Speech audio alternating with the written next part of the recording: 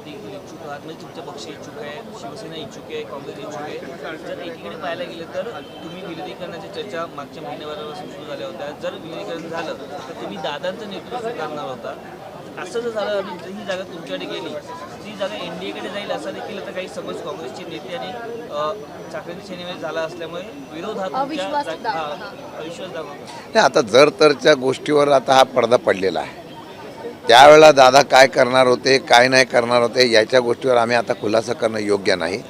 परंतु मला वाटतं की येणाऱ्या काळामध्ये 2029ला स्वतःच्या ताकदीवर उभं करण्याचा प्रयत्न करणं हा प्रत्येक पक्षाचं त्या ठिकाणी काम होतं. तर प्रकारचं चर्चा, त्याच्या प्रकारचं निर्णय घेण्याची प्रक्रिया आम्ही केली होती. आता दादा गेल्यानंतर तो विषय संपलेला आहे. आता त्या विषयानंतर काय करायचं यातून आम्ही चर्चा करत असताना आता महाविकास आघाडी म्हणून पहिल्यापासून आम्ही होतो.